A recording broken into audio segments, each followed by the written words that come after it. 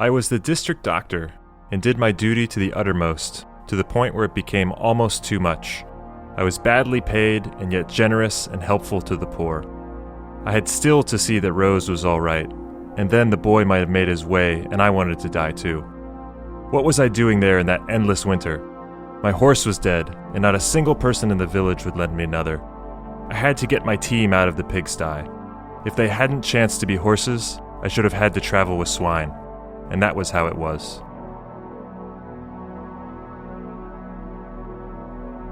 "So you've been lying in wait for me," cried George. His father said pityingly in an offhand manner, "I suppose you wanted to say that sooner, but now it doesn't matter," and in a louder voice, "So now you know what else there was in the world besides yourself? Till now you've known only about yourself? An innocent child, yes, that you were, truly, but still more truly have you been a devilish human being, and therefore, take note, I sentence you now to death by drowning." My guiding principle is this: guilt is never to be doubted.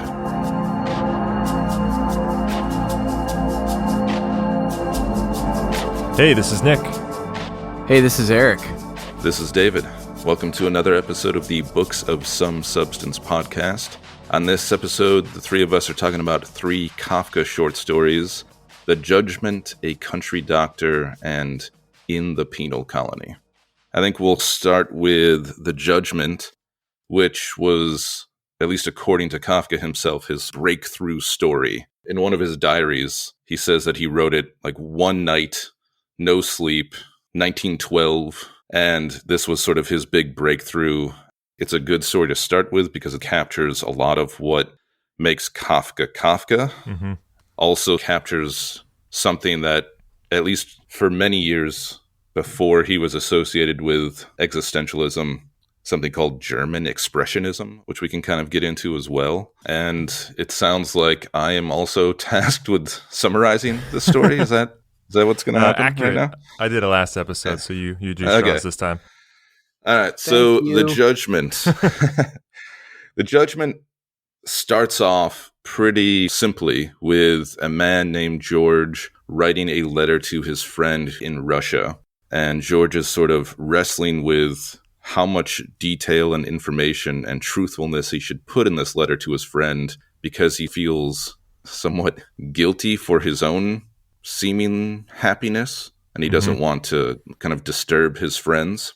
He finishes this letter after admitting that he's engaged to a woman, and he was wrestling with the idea of, should I tell my friend or not? I don't want to make him feel like he's missing out on life or something. But he eventually does tell him that he's engaged, and he goes back to see his father and enter his father's room, which he hasn't been in for a while. And there's like a quick little line that hints at something that, like I said, is very Kafka-esque. Maybe we'll get into that word and its meaning, but something that I think is very Kafka anyway. And that's the sense of guilt. And he notices his father's room was kind of filthy, and he feels like he's been a bad son and hasn't properly looked after his father. And he tells his father that he's going to send this letter, and he explains how he wasn't sure if he should tell the truth to his friend. And his father, I don't know how to describe it, his father kind of like plays along with him at first, kind of goes, oh yeah, that's interesting, but I don't remember this friend. And George takes his father, carries him almost like a child to the father's bed and tucks him in, gets him ready to sleep. And the father explodes into this ball of energy and insanity and begins screaming at his son and telling him that you've been lying to yourself and you've been in ignorance, and I've actually been in contact with your friend, and he reads my letters and crumples your letters up and doesn't even bother reading them anymore because you're such a pathetic person, and that you've shamed your dead mother by getting involved with this woman he's engaged to. And I think at one point George even says that his father is still a giant of a man to him, even though he's prior to this seemed frail and weak. And the father screams, and then we heard the quote that Eric read out. The father sentences him to death by drowning, and without hesitation, without questioning it, George immediately runs out of his apartment, down the stairs, out into the street, and jumps off of a bridge into a river and seemingly drowns himself to death. So yeah, that's the story. And now you don't have to read it. Yeah. I'm curious, like, first impressions on this, because I think of the three we're going to talk about, I've actually been thinking about this one the most, because I think it works on like a really literal level. And I started reading a little bit of, people's interpretations and what this means, and everybody's throwing like religious things around and, different levels. But I actually just like it at, like I said, that kind of first pass literal level, because I think it touches on some things that we're probably all familiar with, which is like really complicated parental relationships that can flip on you, friendships that don't really stand the test of time or distance. And you start to develop these weird loops and thoughts about what it means without actually any input from the other person. Whereas if you probably just talked with each other, it would resolve itself. And I like it because it sets up something that's super identifiable. And then with the bomb drop that, Eric read, it just flips super quickly into this like totally different thing. And so I keep thinking about, again, that definition of what Kafka is and what we attach to his writing. And part of it is, to me, that it's that all of a sudden kind of weird shift moment that makes you question everything that happened before. And so my question for you guys is, what's your first take on this? Well, one other thing that I would maybe add too is that there's kind of an underlying anxiety to this George character. If you contrast maybe this character to, say, one of the characters who's in familial strife in like War and Peace, I think what makes Kafka distinct to me, and I think what makes him very influential to a lot of more contemporary Jewish authors even, is this kind of underlying anxiety that runs through the kind of persona and overall narratives. I mean, I think you could easily draw a straight line between like George to a certain degree and like Alexander Portnoy from Portnoy's Complaint, in the sense that there's obvious these deep-seated sort of familial issues that are causing anxiety in the protagonist. And I hate to sort of tag it as Jewish, because I think it's indicative of many cultures, not just the Jewish one. But I think when I was reading this one, this is the one where I kind of made the connection. Oh, I sort of understand now why Philip Roth has talked about, how Kafka has influenced him. And I think that's, I'm not a historian of literature, but that sort of underlying sort of unease feels pretty fresh to me in the context of when this story came out. I can't support that, but I think that's what I was struck by, how modern it felt in that respect. For me, it's such a hard thing to disassociate or like to leave this story alone without knowing Kafka a little bit, the biography, and then also a lot of his other writings, and not see similarities. Kafka, for those who are at least even remotely familiar with the Metamorphosis, can pick up on, he's got daddy issues. His own father was a bit of a tyrant, at least mentally, in the household. He lived with his father most of his life, if not all of it. And he always felt burdened by that hierarchy of the patriarch in the family, having almost total authority and control over even his son's own thoughts. So there's definitely that. I think that's there in this story. And I think that's maybe why Kafka referred to this as his sort of breakthrough story for himself, because he began sort of like exploring that. But in terms of trying to sort of separate that, I think you can still see that in this story and still read the story as just it's very Kafka-like in that it's almost mundane in the beginning. And there is that underlying anxiety and that hierarchy, which are both things that Kafka seems just obsessed with. Constant anxiety, feelings of guilt for no particular reason other than merely existing and having to interact with other human beings should bring a person a sense of guilt. And then it turning almost surreal in that George has no reaction whatsoever to his father's indictment other than absolute obedience. Mm-hmm. Even his final thought as he's plunging to his death is like, "I've always loved you, Mom and Dad," essentially.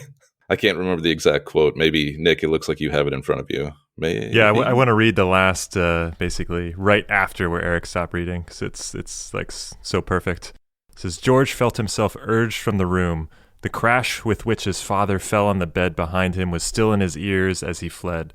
On the staircase, which he rushed down as if its steps were an inclined plane, he ran into his care woman on her way to do the morning cleanup of the room.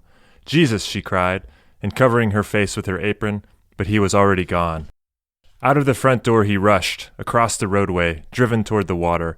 Already he was grasping at the railings as a starving man clutches food. He swung himself over, like the distinguished gymnast he had once been in his youth, to his parents' pride. With weakening grip, he was still holding on when he spied between the railings a motor bus coming, which would easily cover the noise of his fall, called in a low voice, "Dear parents, I have always loved you, all the same," and let himself drop. At this moment, an unending stream of traffic was just going over the bridge. That final line is great. Final line is great, and I also made me remember the comment about being a gymnast, which is sort of like the last time that the parents were impressed with you. Yeah. Like that I thought was extremely good, to your point, David, of like just that pressure and, family tension. It's baked into his last seconds of his life. And the fact that last line sort of indicating that his death is insignificant.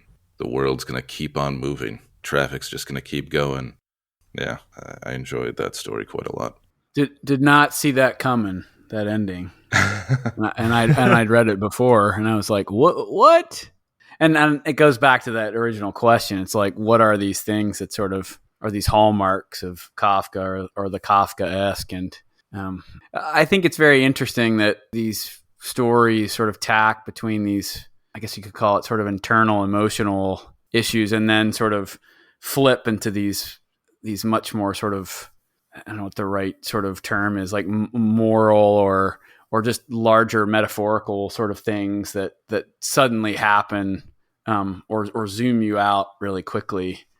So I'm very struck by how he's able to balance that, I think, in this story, and especially in the penal colony, in the sense that you can see that there are these bigger ideas sort of at play here about larger systems, but at the same time they feel very grounded in the human as well. And I don't think that's always so easy to pull off. Mm-hmm. Another thing that you just made me think of is something that it shares with the penal colony story is, at least in this one, we have a character who senses guilt and follows through with the punishment that is associated with that, with, this crime, whatever it may be. Like in the penal colony, you have people sentenced to this awful torture and death without fully knowing, at least in the beginning, why they're being sentenced. And that I think is also something that is very Kafka-like. Things like the trial in particular I'm thinking of is centered around both of these ideas of some sort of crime, a sense of guilt, and punishment without really knowing why you're being punished. And then, of course, a sudden and violent death. Yeah. There's a total, like the burden of existence, original sin, that type of thing that kind of sets up. And a lot of these, like, you're totally right. There's the transition from the mundane to this sort of surreal explosion that both sides of it feel appropriate, because on one hand, like, we all live this mundane existence. And so, yes, we've all developed a way to cope with it. But on the other hand, there are moments in that mundane existence in which we feel like that surreal kind of explosion or moment does feel appropriate, because that's how big these mundane things can feel. And so I think he basically nails that. And at some level, I mean, I don't know if there's a happy Kafka story out there, or even a less Kafka-esque Kafka story. We'll go with that as we continue to not define what Kafka-esque is. But yeah, I mean, each one of these is kind of straddles that sort of like subset of civil servant fiction. Basically guys that were like working the books at whatever insurance company or behind whatever government desk, writing about how kind of unfulfilling this whole system is that we've just not picked to be dropped into, but this is what it is. Yeah. And, that's evergreen. I mean, that I identify with that 100 years later. You're just like, Who picked this? Oh my God.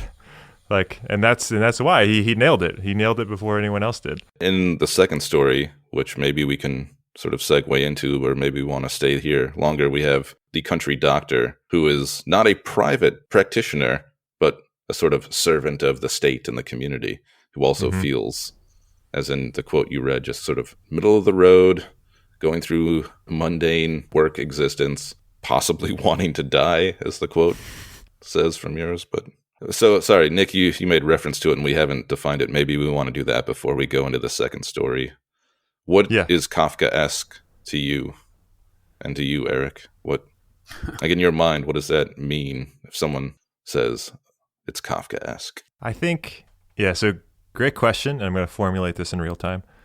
I think with Kafka-esque, to me, there's this underlying emotion of just helplessness amongst the absurd. And, you get that from the trial and you get that from Metamorphosis, you get that from all the hits. But I think that's a consistent vibe that shows up in all of this, which is you don't have control over it. And if you look it straight in the eyes, it feels ridiculous. Yet everyone else around you doesn't admit that it's ridiculous. They just figure out a way to adjust and adapt to it. And in some ways, this fits very well to me with Nabokov's invitation to a beheading that we did a little while back. That just sort of feeling of isolation, that it's almost like if you say it out loud, you're ostracized even further. And so each one of these, to me, fits in very well with lining up with that emotion, which if you're critical of systems around you in daily life, that's a common feeling that you have from day to day.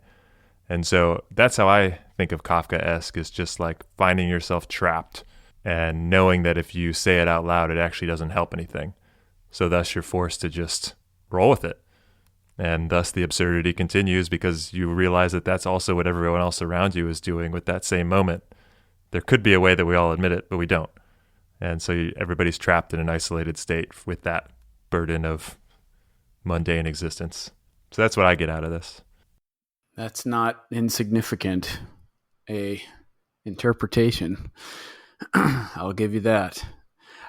I think Nick covered a lot of things. The only thing I would add, and maybe it's more the way it's deployed in a literary fashion, is that it always has this kind of, there's always this futile, tragic irony to a lot of what goes down in these stories, whether it's in the micro, the super personal, internal, or these more macro forces that I think you find in stories like In the Penal Colony or novels like The Trial, where, there are these systems that have become so calcified and absorbed that we can't even see the sort of ridiculous ironies that abound within them, and we're also just powerless to do anything about it. And I think it's why the books probably always come off as they come off as tragic and dour, because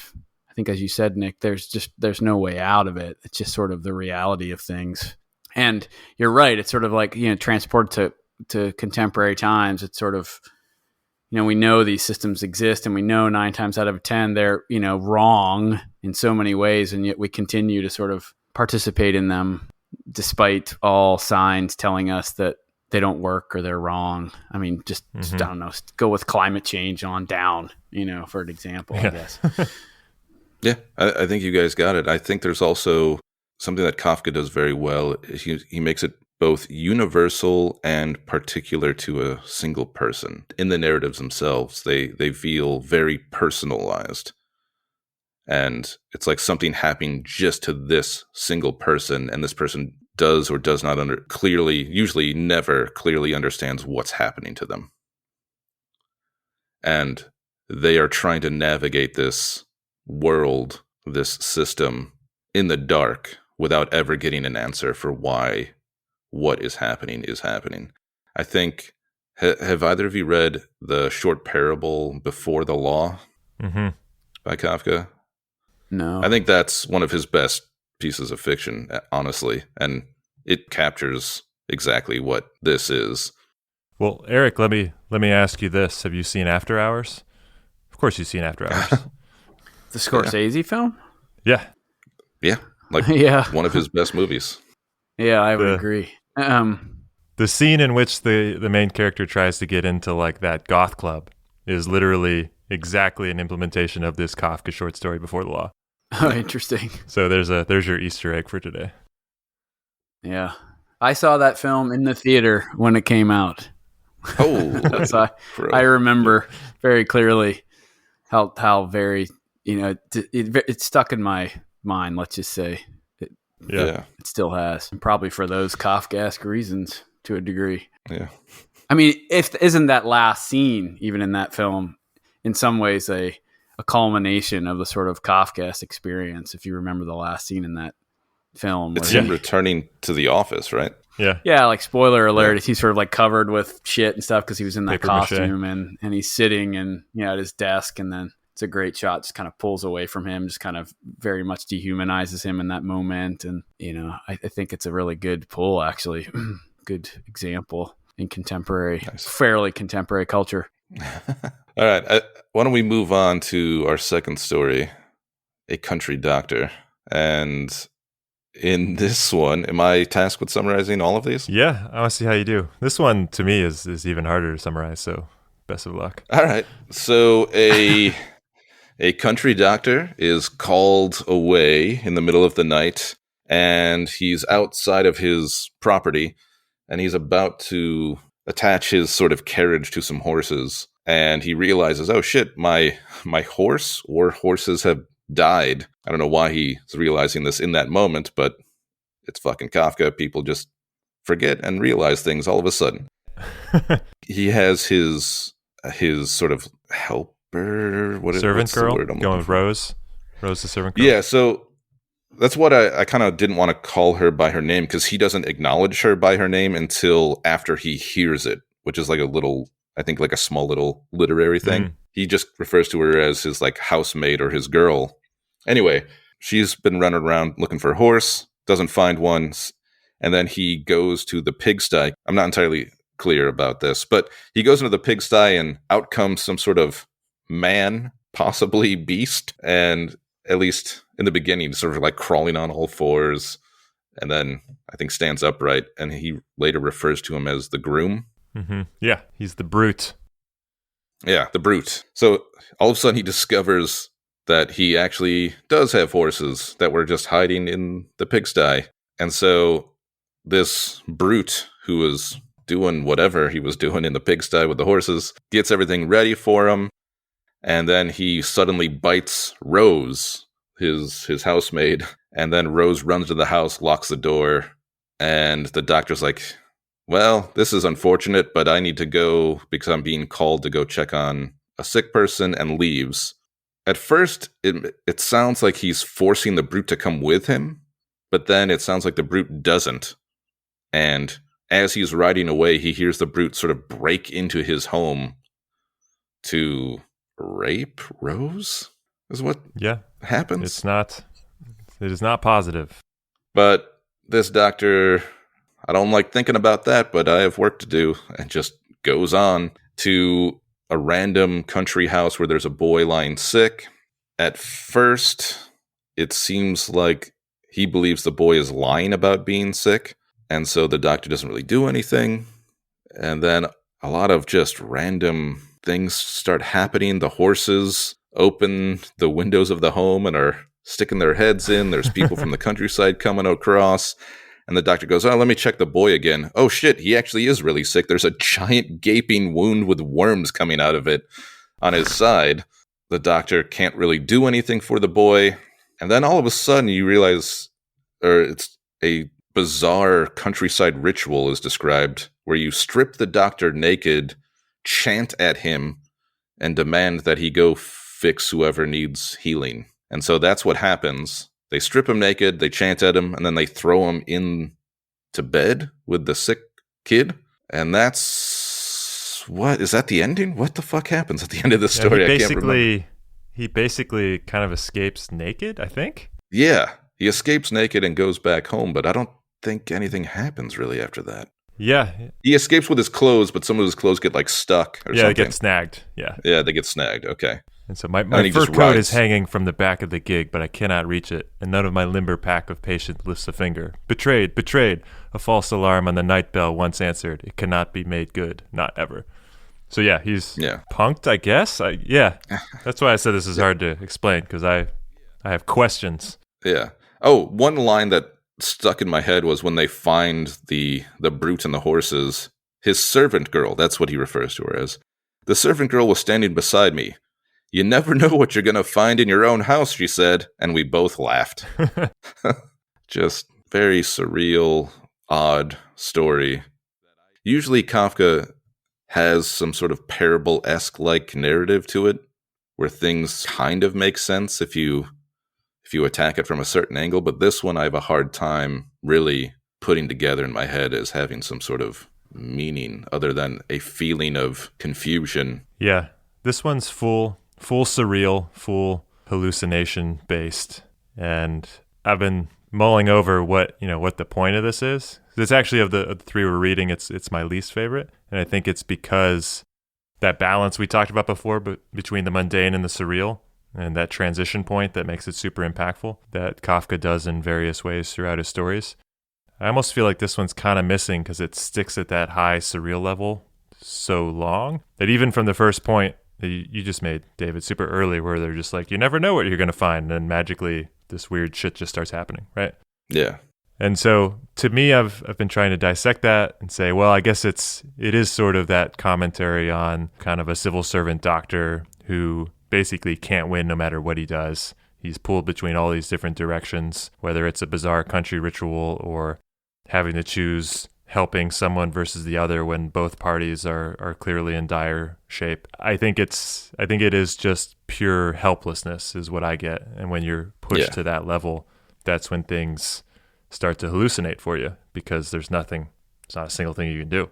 I don't know, Eric, if you have a more literal and or symbolic reading for what you pulled out of this. I should also note, before I ask you, this one stuck out to me because it's basically just like straight single paragraph, huge block of text. It's by definition of the style that I tend to like. I'm down with my Krasnohor guys, just throw them all the sentences together. But it did feel pretty monolithic and hard to get through, even though this is only 5 or 6 pages. So there's also that vibe of it feeling kind of, I don't know, constricting in a way from the structure he picked to start with. Yeah, I mean, there's two things. One is I am intrigued by how Kafka can suddenly switch into this, what I would almost call like phantasmagoric sort of phase, where it starts, out where it's like, oh, it's just this country doctor. And then, he just within a couple of sentences turns it into this living nightmare is really what it is. And again, I think his gift for me is that he's still, although I think this is the least successful for me of the stories in this respect, he still manages to kind of, however strange and almost hard to follow it is, it's still kind of grounded in this internality that I think makes the story a bit more than another one in this vein that wouldn't have focused so much on that.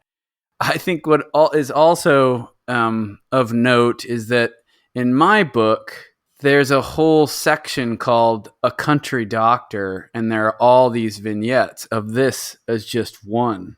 And so I thought that A Country Doctor was this entire series of vignettes. And what's interesting is that the vignettes are all of this vein in the sense that they're these very strange, surreal stories that touch on a variety of different people and subject matters. And even Joseph K. shows up in one of them, who I kind of see as Kafka's sort of Stefan Daedalus or, alter ego.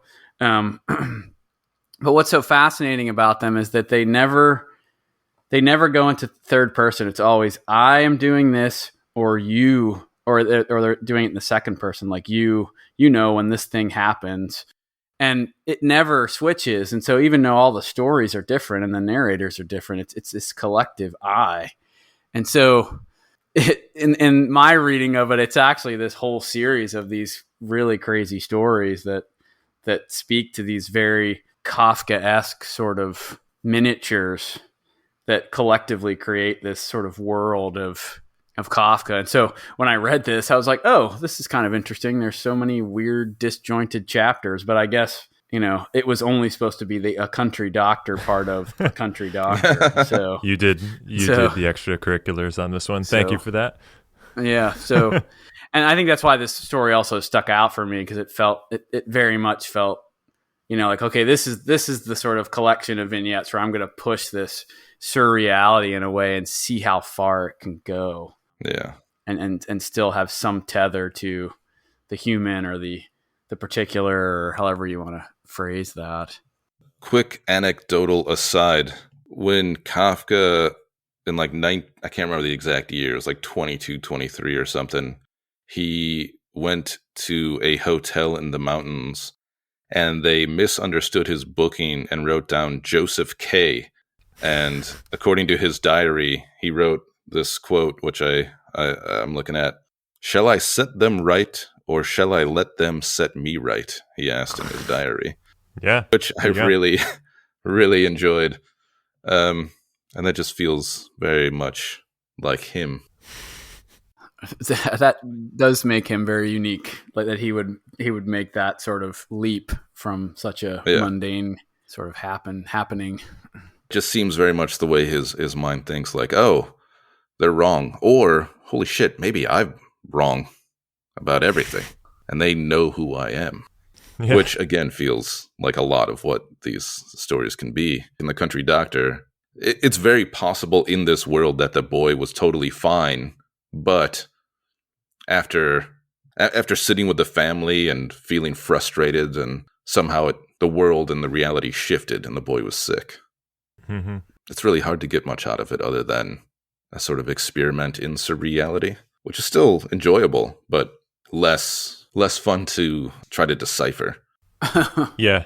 But maybe that's not the point. I mean, I think, I haven't read a lot of surrealist authors, but I'm thinking of like Andre Breton or some other people, and how they seem to be so much more about like, how can I distort the form in a way that really kind of just unsettles people from almost an external narrative way. But I think after reading this whole section, I think what makes Kafka special to me is that he's doing that, but again, there's this kind of internality that is never completely lost. And I think, again, that's really what makes it distinct to me, is that I still feel grounded in this sort of from within, rather than watching it from afar as like in a third person. And, again, I haven't read any of these stories in over 20 years. And I remember the first time when I got through this whole book, I was like, I know this is important. I just don't really understand why.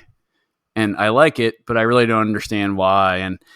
And it's interesting now to read it in the context of everything else I've read since then, and really begin to realize a little bit of what makes the artistry so special, even in these stories that maybe don't seem to epitomize the high watermark Kafka that we all associate with him as an author. Yeah. So one thing I mentioned that I also didn't define at the beginning was the idea of expressionist writing, which was a big thing when Kafka was writing. And I was just looking for a sort of succinct definition of it.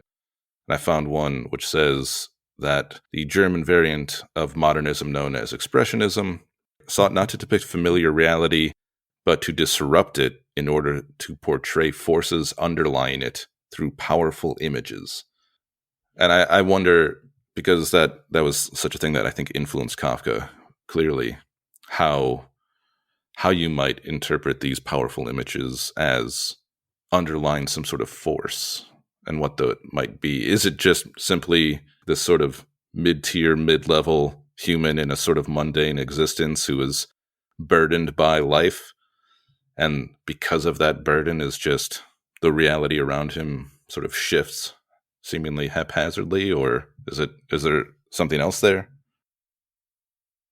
Yeah, I kind of feel, going back to my civil servant vibes, is that everything makes sense until you basically stop committing to it, and then you realize how ridiculous it is. And I think for the character here, the first couple sentences aren't surreal.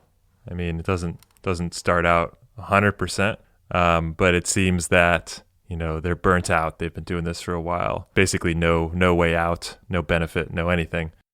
And I think that there's always this breaking point that you can hit in modern society where, eventually you look around and it just doesn't make sense anymore. And so I like, to your point, to Eric's point about, using the form and the style and the structure to unsettle the reader being this mechanism that's useful. For me, I feel like I was a lot more into that like 10 or 15 years ago when I was just like, cool, make it different. Now I'm kind of, dare I say, into a little bit more of the quieter, more nuanced stuff. And so when I read something like this, I think it kind of tacks really hard to that one side while perhaps missing some of that other stuff that other Kafka stories get. But yeah, I think ultimately it's that idea. As soon as you admit to yourself how just absurd this stuff is, that's what it feels like on the inside. Whether or not it's true externally doesn't really matter, because that's your take, that's your interaction with the world. And so I think he at least nails that. I mean, that's for sure. I mean, what's nice about these three stories is I think they show three different ways to riff on the same, Bartleby lit ideas that Kafka seems to be grappling with in all three of these stories, but in very different ways. And I think that's what's so, I would say to listeners, is so great about reading these three particular stories, that you can really get a wide sense of how Kafka gets at what he does, beyond the sort of the typical ones that we've celebrated, whether it's the metamorphosis or the trial, or this kind of fills in a bit more of the picture for me, reading them again. So moving on into the last story, In the Penal Colony, we have an explorer who is visiting a penal colony that seems to represent, at least in part, in my mind, and maybe I'm jumping the gun here, a little bit of the colonial world, which Kafka was loosely familiar with.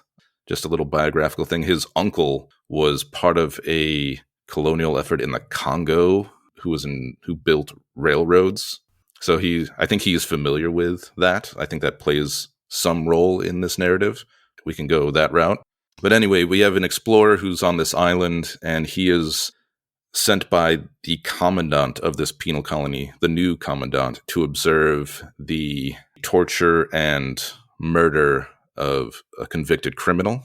The way that people are put to death on this island is through an apparatus, this machine, which very slowly carves into their flesh the words of a crime that they have committed. And so this explorer is watching this as an officer who worked with the old commandant who designed and built this machine describes how it works and what is about to happen. He's very into it, very excited about what's happening, and is essentially trying to sell the explorer on the idea of it.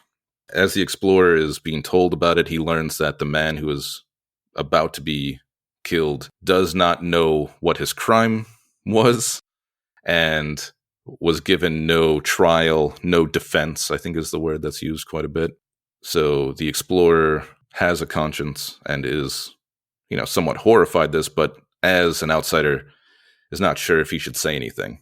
As the torture goes, there's a really good quote that the officer gives, and it's about how even though the person doesn't know what's happening to them, they come to a sort of realization, a moment of enlightenment hits them, and they are transfigured.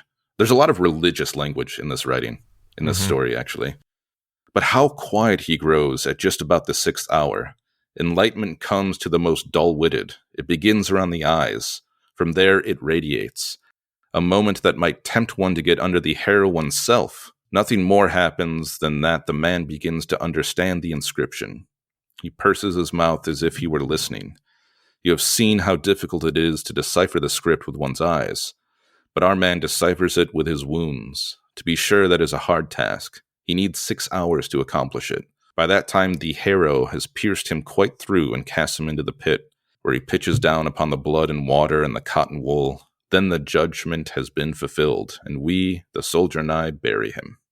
So that is essentially what is happening. And then as they are putting this man to death before he comes to this enlightenment. The officer confides in the explorer and asks him to sort of speak on his behalf to the new commandant, because the new commandant wants to get rid of the apparatus, because it seems only the officer is the last remaining vocal proponent of this device and its former creator. When the adventurer sort of admits that he is against this, the officer frees the man that is being killed and throws himself into the apparatus to be killed as the apparatus sort of falls apart into disarray. The officer dies. The adventurer travels to a tea house, which is referred to earlier in the story, and there's again more religious undertones. He visits the grave of the previous commandant, and on his sort of headstone, there's this Christ-like prophecy of him rising once again in the future. Mm-hmm.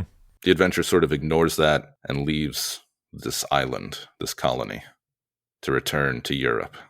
All right, summary done. There was one detail in there that I wanted to also inject in the summary. Yeah. Which is when the officer throws himself into the machine because the machine's in disarray, it basically doesn't give him the full arc of the torture. Yes. It just basically kind of murders him quickly. And the point being that he's robbed of that 6th hour enlightenment for which he was seeking. Basically, he was trying to go out with that enlightenment because he had seen it happen so many times. I disagree. I think the officer is trying to prove a point that he doesn't deserve this machine death, and therefore the machine falls apart. I think he is such a believer in the truth of this device that he is proving, since no one else believes in it, he's almost martyring himself before it. That's my interpretation of it, because he knows, he also pre-knows the judgment. Mm-hmm. And so therefore the machine will not work. The way they talk about it as being like coming up from the ground early on, and the religious tone of it, it's very much like God-like in its, Old Testament God in terms of its judgment. For sure, yeah. But what was it, what he signed up to have carved? Isn't it like be just? Because they're not getting the crime carved, they're getting what they broke carved into them. Yes, sorry, yeah. Right. And so when he signs up to have be just carved into him, he's basically saying that is what I have broken. I have not been just, right? Mm. And so that's honestly, I see it both ways. I like that interpretation too. I don't need to commit to either. With Kafka, you never do. Yeah. Eric, and maybe, you can settle this score. Oh, is there a third path here? I guess the interpretation to me is not so important as, like, this is the story that I've, like, never forgotten. Like, I remember when I pulled this book off the shelf, I was like, oh yeah, In the Penal Colony. That story was a doozer. And I think that what's distinct about the story for me is that if you sort of dissect it into sort of a plot summary, the ironies that abound, like you said in the plot synopsis, where the soldier that applies it is now the victim in the machine. It's almost a very obvious irony in terms of narrative, but the way we get there, the way it's described, the way this machine feels almost a living being in itself, and it especially, I think, comes through in the reverence that the captain, the soldier, has for it. It's almost like the reverence for the machine is really a proxy for his reverence for the commandant, the long gone commandant. It really just, the visceral quality of that story is, the particulars of that story for me transcend the sort of maybe slightly obvious symbolic signposts or narrative kind of ironies. And so, if anything, I feel like it's this almost extreme version of the Kafka-esque mode of storytelling. It's just so much of his storytelling is mental strife and these sort of systems that sort of wear us down psychologically. And if you think about the way this story manifests those things physically, for me, it was still pretty harrowing. I was like feeling this story as I was reading it. And I haven't read The Metamorphosis in a while, and I'm sure that there's sort of an interesting kind of parallel or complement to that, the physicality, of that story too. But I don't know, it wasn't so much that what he was definitely trying to say with it as it was the experience of it itself and what that left on me after I finished it. Again, it's probably the second or third time I've read it. There's definitely like a feeling of being freed through the physical nature of it. It honestly made me remember reading Roth's The Anatomy Lesson recently. And that had a quote as, characters going through his own pain, just pulling quotes about pain. And one of the ones that I remember is the only antidote to mental anguish is physical pain. And of course, that's within the Roth story. But your comments about this make me feel that applies here as well. You're right. I mean, a lot of Kafka stuff is super psychological and very much in your head. But this is full-blown physical pain. And if you couple that with the potential concept that, the officer is being freed or is attempting to be freed through that martyrdom or execution or example that he's trying to set, that kind of fits too, right? It maps to that Kafka mundane to the surreal, or mundane to the large explosion type of format. But you're right, he just takes it so much further to where, there are parts of this that are very difficult to read, right? They're physically arresting in their details. Yeah, the description of the mouth gag is horrific. Oh, that makes the person vomit because they hadn't been fasting ahead of time because the whole system's breaking down. Oh yeah, that was rough. So yeah, I think he's found a new level with this one. And I think it makes this very, very impactful. Yeah, there's a density to it. There's a lot of sort of, there's these colonial undertones. There's the whole thing around, military and obedience. And then there's just the acute detail in which it's all told that all seems to really come to fruition fully in this story out of the ones we've read anyway. I think this was also written just as World War I was kicking off as well. So I imagine there's a sense, especially at that time, of machines being part of creating just absolute carnage. Mm-hmm. And of course, this story is often read, there's a lot of people who sort of read into it as Kafka being prescient about the future horrors of Nazi Germany and what they've done in terms of technology and torture and death. But yeah, it's a hard story to read. That anguish put entirely into this physical realm is very rough. And there's a sense, at least for me when I was reading it, like, oh, Kafka made an odd choice of making the explorer. I don't know why I kept referring to him as an adventurer earlier, but I think it's called the explorer. Anyway, because usually Kafka doesn't give you a sympathetic narrator / vessel for the reader. Right. And yet on this one, he does soften it a little, I think. Mm-hmm. Yeah, I was actually expecting, like when I started out reading, I was expecting the explorer to be sentenced because that's kind of how it goes. And so I was in a lot of stories, yeah. I was gritting my teeth a little bit more. I was like, oh, this is coming down the line. And so you're right. I think it does lessen the blow in some ways. But also increase your sense of empathy, I think, maybe. Yes. And maybe it's just me. I don't know. Having those expectations upturned. Yeah.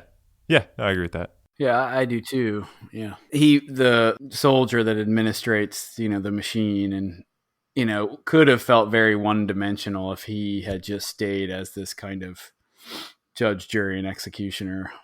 And even though the narrative, to me, irony maybe feels a little obvious, it also does add a sort of humanity, a tragic humanity to him too. And this goes back to what we were talking about, where there are these big ideas in play around systems and how we put too much faith in them. But at the same time, it's grounded in this, detail around the human in the particular. And, I found myself sort of he suddenly turned into a very tragic figure in a way that I don't think I would have even thought twice about if it had, like you said, had been the explorer. So there's a sadness to him because he's a true believer. but it also makes it horrifying because he is, as the saying goes, just following orders. The captain who says this is what this man is guilty of, the officer in charge of the machine doesn't even question it. He even says, I didn't even call the guilty person in because I didn't want to listen to their lies.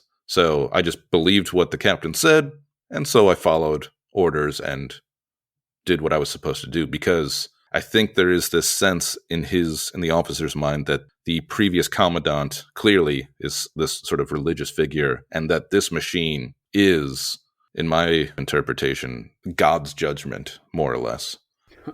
Yeah. Yeah, and you could say that it's, it's like we put our faith in these systems over each other.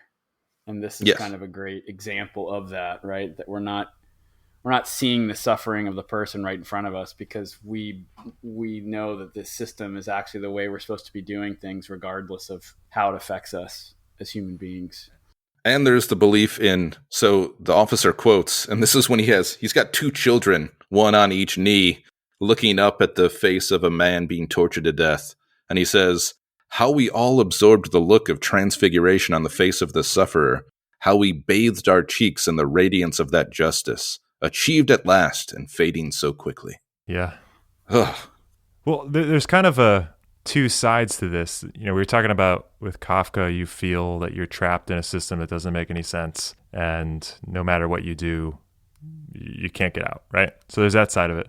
But I think if you view the officer as even mildly sympathetic as a character, you're sympathetic towards the officer as a character.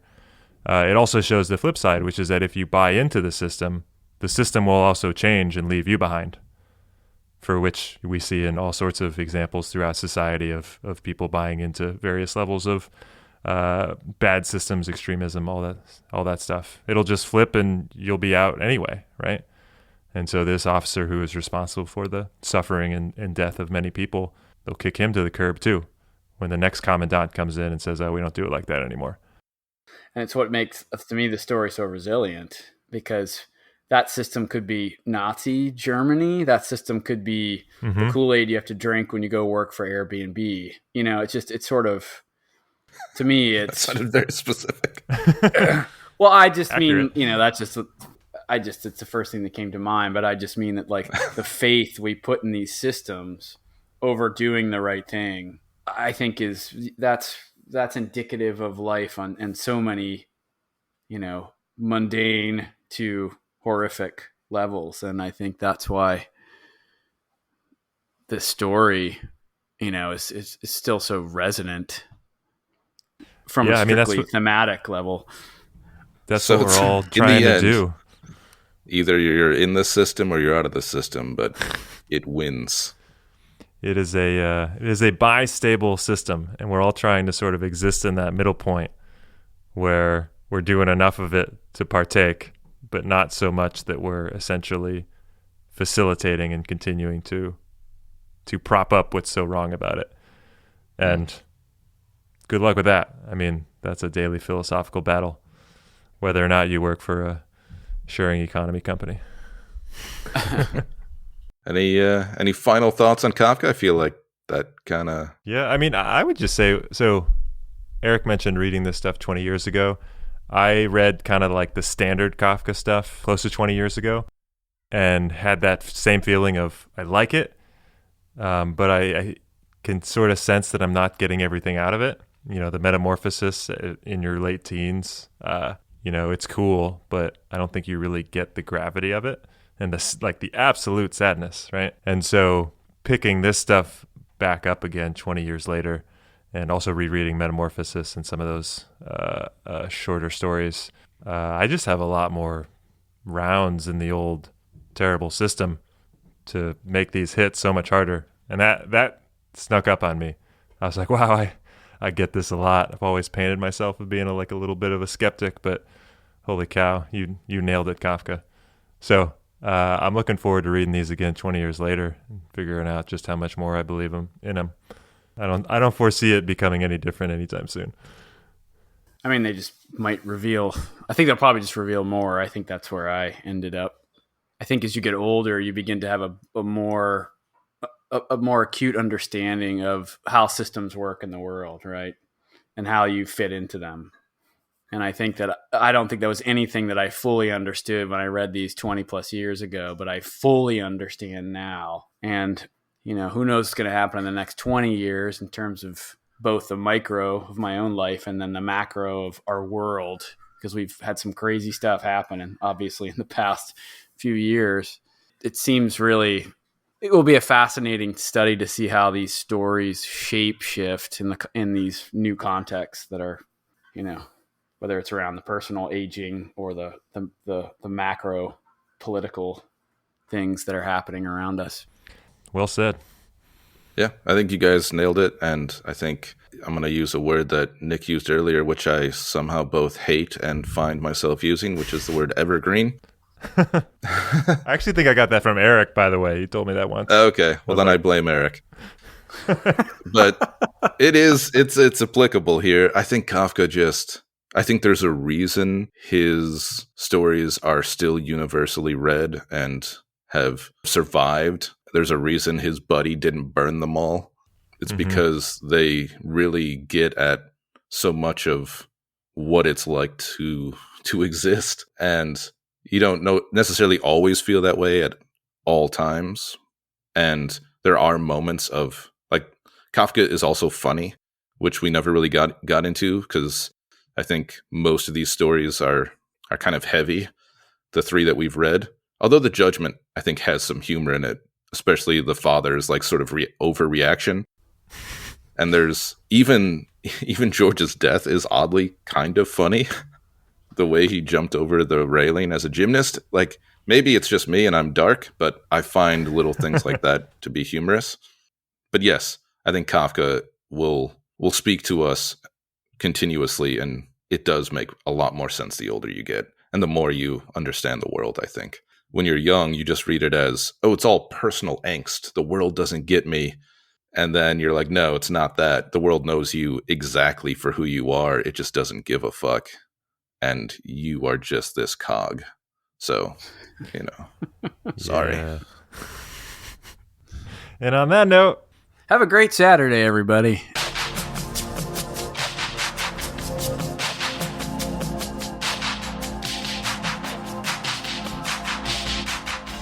thanks for listening. You can find out about us at booksofsomesubstance.com and on Instagram and Twitter with the handle booksosubstance. Until next time, happy reading.